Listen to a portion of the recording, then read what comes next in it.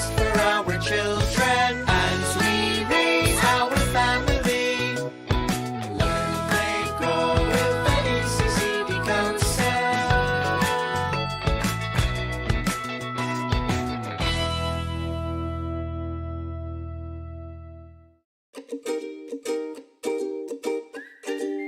Hello everyone! I'm Mimi Navales and welcome to Bulilit 101. Join us as we learn, play, and grow with the ECCD Council. Toddlers, or children aged 1 to 3 years old, are known to be bouncing balls of energy. Hindi sila nauubusan ng lakas. At minsan, ang hirap nilang sabayan kasi ubus na yung energy mo, pero sila, takbo pa rin ng takbo. Kaya naman, for this episode, we will share developmental milestones and different activities that can help caregivers keep them occupied and help them develop. So please stay tuned, and we hope that you will be able to learn a lot from this episode. Hi sis! Kumusta? Anong ginagawa mo? Ito, katatapos lang namin nila na mag-lunch. Ikaw, kumusta ka naman at napatawag ka? Wala lang. Gusto ko lang malaman, no, kung kumusta ka. At saka syempre si Lana, kumusta naman siya?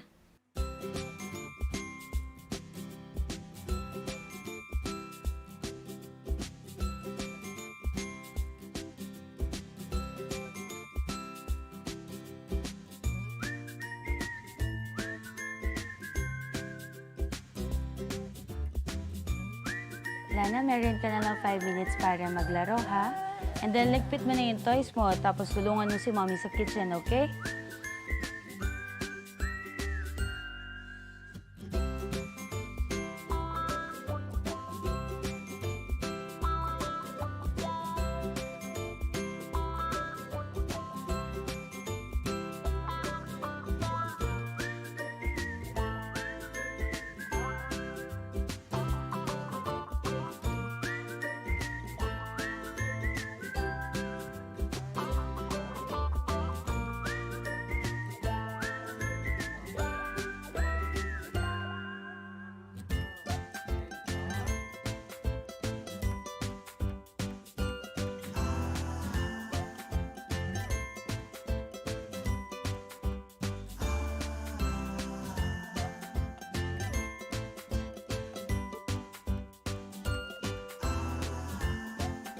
Girl, ang galing naman ni Lana. Kaedad lang siya ng mga pamangkin ko, pero iba, ang dami niya nagagawa. Paano niyo ba nagagawa lahat ng yun? Nung 1-year-old kasi siya, nag-research ako tungkol sa toddler. At saka kung paano ko siya matutulungan maging independent. Kasi grabe yung changes niya. Akala mo lahat kaya? So, nag-set ako ng routines. At kapag ginagaya niya ako, hinahayaan ko lang siyang makigaya. Ayun, nung tumagal, ganito na yung everyday na activities namin. Kaya naman pala. Sa pamangkin ko kasi, kami yung gumagawa para sa kanya, yung mga tao yung gumagawa para sa kanya. Kaya din siguro, parang wala siyang alam gawin na mag-isa. Grabe ka, girl, idol talaga kita. May mga ganun pala, no? Girl, sobrang daming resources online. Search mo lang yung early childhood development and sobrang dami mong matututunan. Pero syempre, dun tayo sa trusted websites, ha? Sure, Nes. I will start right away. At syempre, para ma-share ko na rin sa mga tao sa bahay namin. Para naman hindi panay pa TV yung ginagawa nila sa pamangkin ko, di ba? At bibigay ko na rin sa nanay at tatay ko para meron naman silang ibang pagkaabalahan ng kanilang apo.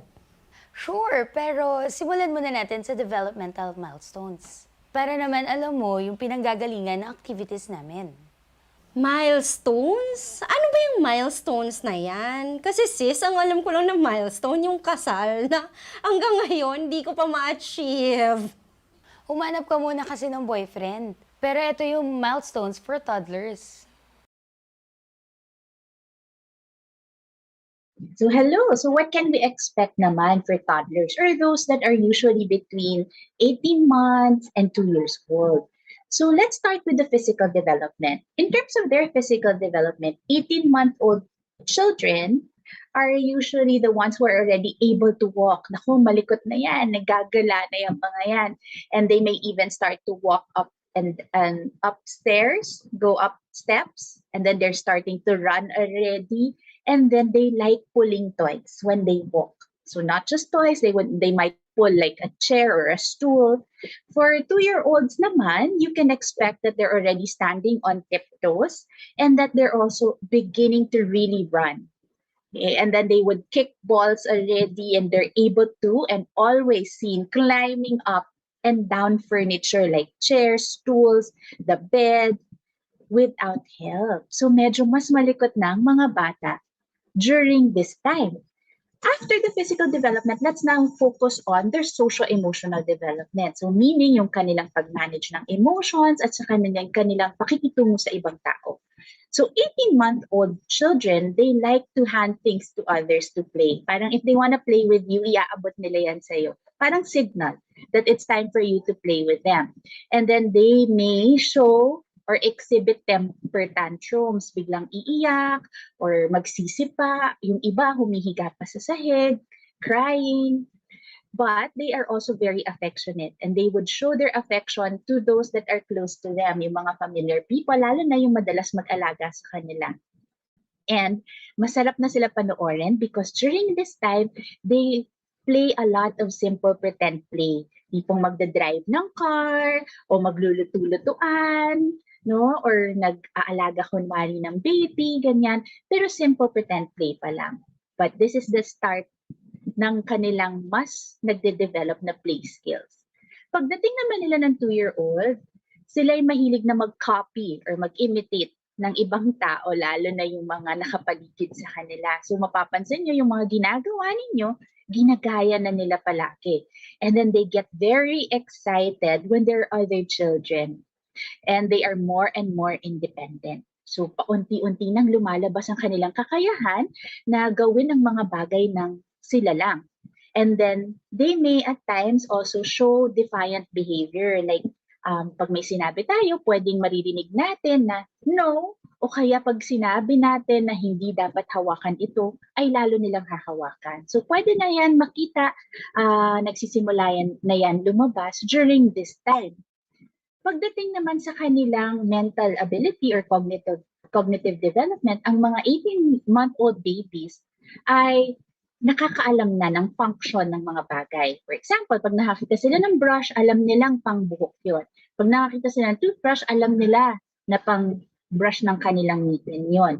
So alam na nila yung function ng mga karaniwang bagay na nakikita nila. And then, mahilig na rin sila mag-point sa kanilang mga body parts or pag sinabi mo pang ang point to your nose, napo-point na nila. And this is the time that they're also starting to scribble. Pero ang hawak nila ng mga writing implements, hindi pa katulad nating mga adults na 3 fingers or tripod ang ginagamit. Pag 18-month-old babies, usually they use the grasp pa, palmar grasp. Meaning, yung writing implement ay hawak nila ng parang naka-fist pa and that's what they write. And usually, ang kanilang writing ay gumagamit pa ng buong braso. Pero magaling na rin sila maka-follow ng one-step verbal commands kahit wala tayong gagamitin na gestures. Just by listening to what we say, usually they can follow one-step commands already. 2-year-olds naman can already find things even when they're hidden under 2 or 3 covers. So hindi na yan yung isang buklat lang tas wala, hihinto na. Talagang hahanapin na nila. So when they're missing a toy, they would exert more effort into finding these toys. And then they can already complete sentences, lalo na familiar nursery rhymes and the books na may familiar or paulit-ulit na mga sentences or rhymes. And then, mahilig na rin sila, nagsisimula na silang mag-sort ng objects like shape sorters, ganyan. So, nagagawa na nila yon. And then, they like to name and label things that they see in books. So, pag kunwari nag-shift ka ng book, oh, it's a dog, it's a dog. Yan, sasabihin na nila kagad yun. Ituturo na nila yon. So, they can point that out. Ano naman pagdating sa kanilang pananalita or kanilang language development? Pag 18 months old, madalas natin maririnig sa kanila ay single words. Kunwari, pag gusto na nilang uminom ng gatas, milk. Sasabihin na nila yan. Or pag gusto nila magpabuhat, sasabihin nila karga, carry, ganyan. And then nag-shake na sila talaga ng head if they wanna say no. Okay, naiintindihan na nila yung gesture na ito, ang ibig sabihin niyan ay no at ginagawa na nila. And then, nagpo-point out na sila para ipakita sa mga tao kung ano ang kailangan nila at gusto nila. Pag 2-year-olds naman, pwede mo nang ipaturo sa kanila yung mga makikita nila sa mga litrato or sa mga libro. Kunwari, nagpakita kayo ng family picture, pwede nyo na sabihin, where's Lolo? Natuturo na nila yan. Ganyan. And then, alam na rin nila yung mga pangalan talaga ng mga familiar ng mga tao at pati mga body parts nila ay talagang nalilabel na nila. Pagdating naman sa verbal skills, nakakagawa na sila ng 2 to 4 word sentences. So, hindi katulad nung nasa 1-year-old stage pa lang sila na one word lang sila. Ngayon, masasabi na nila, want milk. Or minsan pa nga ang sinasabi nila, me want milk. Or yung pangalan nila. Actually, mas gagamitin nga nila around 2 yung pangalan nila. So, kunwari ako, ang pangalan ko ay Beth. Ang sasabihin ko, Beth milk or Beth want milk. Okay? Kasi hindi pa sila sanay gumamit ng mga pronouns tulad ng I. Okay? So, ano pa ba ang kaya nilang gawin? Madalas din silang mag-repeat ng mga salita na naririnig nila sa ibang tao at mabilis na sila makapick up ng mga words na naririnig nila from other people at maaari na nila yung ulitin at gamitin, lalo na pag narinig na nila ang salitang ito na around 10 to 20 times. Yan, mababanggit na din nila yon after that time. So yun lang ang mga usual milestones na ating maaaring ma-expect sa ating mga toddlers. So maaaring ang nasa isipan nyo ay ang tanong na, bakit ba kailangan nating malaman ang developmental milestones? Ang papata pa naman ito, hayaan na lang natin sila. Napaka-importante kasi ng developmental milestones dahil na alam natin kung ano ang mga behaviors or skills na pwede nating i-expect at apagan sa isang period of time. Doon din natin malalaman na kung ano yung pwede nating activities na gawin. Kasi dapat yung mga activities na gagawin natin or ipapa-engage natin sa ating mga anak or ating mga estudyante ay naaayon or nababagay sa kanilang developmental level. Sunod, alam nyo ba na ang unang 3 taon, doon nagaganap ang pinakamaraming connection sa brain ng ating mga anak? So dahil dyan yung pinakamalaking growth sa kanilang brain development, we might as well make use of this very critical period. And of course, this is the perfect time to also start building habits and we know what to enrich or what to target. Kasi pag nakikita natin na parang hindi ko pa to nakikita, dapat a few months ago or last year pa to lumabas, we know what to watch out for, di ba? So, ano nga ba ang importansya ng alam mo na? Dahil alam mo na, we can now provide the activities na bagay sa kanila para matulungan ang holistic development ng mga bata. Katulad na lang ng mga activities na ginawa kanina sa ng pamilya na napanood natin, di ba? Kasi naaayon lahat ng activities na yun na binigay nila sa mga binanggit natin na developmental milestones. Ano pa ba ang pwede natin idagdag? Kunwari, alam natin na physically, ang mga toddlers ay mahilig na maglaro ng bola, nagsisimula na yan mag-kick, then mas maganda na meron tayong mga bola na pwedeng paglaruan ng mga bata at any time that they would want. Kasi dyan nila nabibuild ang kanilang balance and coordination ng body nila, lalo na pag mag-start na sila mag-kick, mag-catch, mag-throw. So yan, tapos pwede na natin silang dalhin talaga sa park or yung mga lugar na may playground equipment kasi mahilig silang mag-climb over chairs. Di ba, nabanggit natin kanina, mahilig silang umakyat sa mga furniture. So, para mas maging safe, dalhin natin na sila sa mga lugar na pwede talaga nilang hakbangan, talunan, pwede nilang akyatin. Okay? Pagdating naman sa socio-emotional, dahil alam natin na, di ba, nabanggit natin kanina na madalas na yung temper tantrums, ganyan, then maaari nating i-label lagi. When they are going through these different emotions, we can help them by labeling what they are feeling. para rin matutulungan yung kanilang language development at maano nila na, pag ganito pala, yung pag umiiyak pala ako, ang tawag dito ay sad or malungkot, ganyan.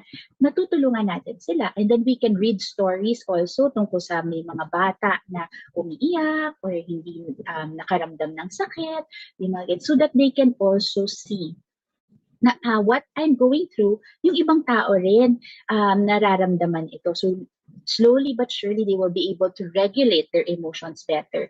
And then since these children at this age like pretend play, one of the best things that we can do is to pretend play with them. Tapos pwede nga na kunwari sa pretend play natin, maipapasok natin yung mga emotions na nararamdaman madalas ng bata. Kunwari, you can pretend na nasaktan ka, then you say, ouch, nasaktan ako. Then they can see kung paano nagbabago yung inyong facial expression, ganyan. And then they get to, more or less become familiar with these different emotions. And then, since they like to, di ba nabanggit natin kanina na medyo mahilig sila mag-defy, may tendencies sila to defy pag sinabi nating no, mas maganda when we talk to them, we tell them positively or state the things that we want them to do positively. So instead of saying, don't climb on the chair, you can say, go down, let's walk on the floor, let's crawl on the floor. So state the rules positively, mas magiging madali para sa mga bata. And then we can do a lot of copying games, yung kunwari, may gagawin ka, tapos gagayahin nila yung action, katulad nung, di ba, meron freeze dance party for the family, katulad kanina na ginawa, no? Pwede rin ninyo yan i-modify or gumawa kayo ng ibang mga laro kung saan gagayahin nila yung movements na gagawin mo. Tapos pwede ka rin, since mahilig na sila nagsimula na sila mag-point out, magganyan, you can also do activities na may movement. Kunwari, yung mga touch the color, ganyan, pwede nyo na yan gawin. Or pwede nyo pang hirapan. Kunwari, let's hop to the red square. Ganyan. So mag-hop kayo to the red square. Let's crawl to the big bag. Yung mga ganyan. Whatever is inside your house or inside your classroom, you can point that out. Okay? Ano pa ba? Pagdating sa cognitive, since they like, di ba nabanggit ko kanina, they like to find things na nahahanap na ng mga tao. Pwede na kayo maglaro ng hide and seek or seek and find. So you can play those simple games. Basta yung games ay simple, kayang-kaya na ng ating mga toddlers. And then of course, don't forget to always read with your children, especially those dahil mahilig na sila sa mga di ba, word play, kasi mahilig na alam na nila magtapos ng mga nursery rhymes that are familiar or from storybooks, then make use of books that have a lot of repetitive phrases in it or nursery rhymes in it so that makakasabay na rin sila. So kung gagawin niyo yung mga activities na to na naaayon sa kanila, I am sure malilesen niyo yung frustrations para dun sa bata kasi kaya nilang gawin at the same time natutulungan natin ang kanilang pag-develop across all their domains of development. I'm sure that your children will flourish if you continue to provide them with developmentally appropriate practices. Yung pala yung developmental milestones, nako send mo yan sa akin para mabigyan ko din ng copy yung mga tao dito. And sis pahingi na rin ako ng mga activities.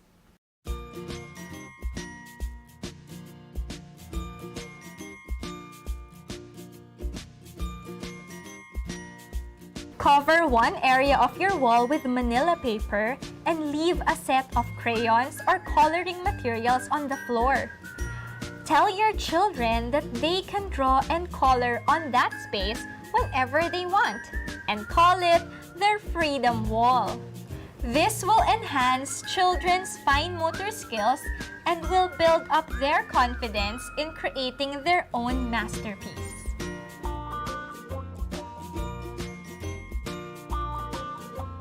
Setting up a reading area at home is very easy. Just look for a box or basket and put 3 to 5 of your toddler's favorite books inside.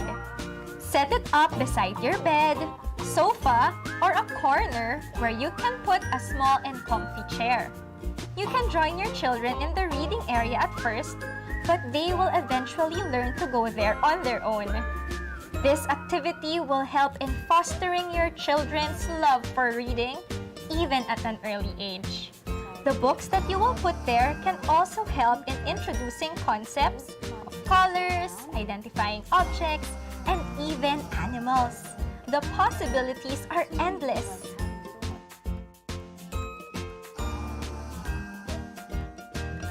For this activity, pwedeng mag-set up ng color mixing station sa labas ng bahay.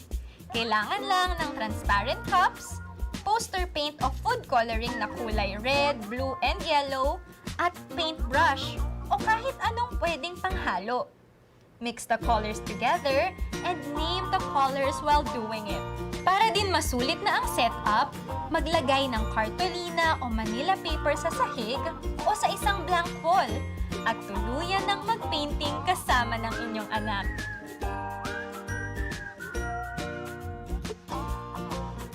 You and your toddler can face the mirror while you are combing her hair. And then, point and name different body parts afterwards. After a while, you can then start asking the toddler to point at different parts of her body.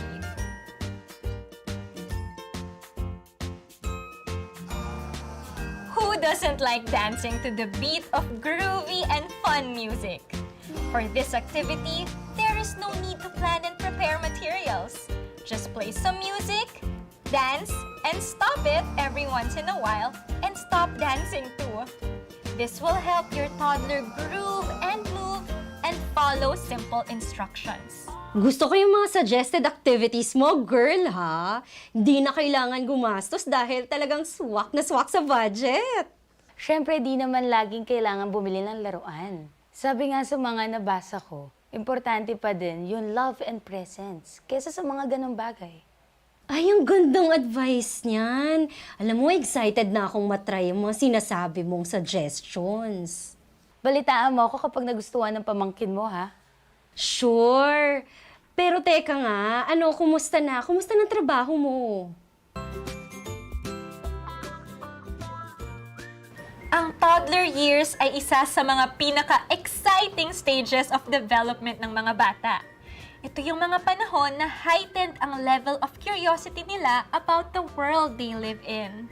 Dahil dito, mahalaga na maging aware tayo sa iba't ibang paraan to hone children's skills and help them reach their full potential. Ito din yung stage where we can plant the seeds of lifelong learning. Kaya naman, as long as they are safe, hayaan natin silang mag-explore and take risks. Now we have reached the end of another episode, and we hope that we were able to impart useful knowledge to all of you.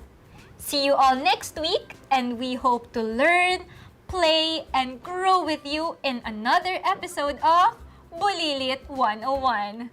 Goodbye!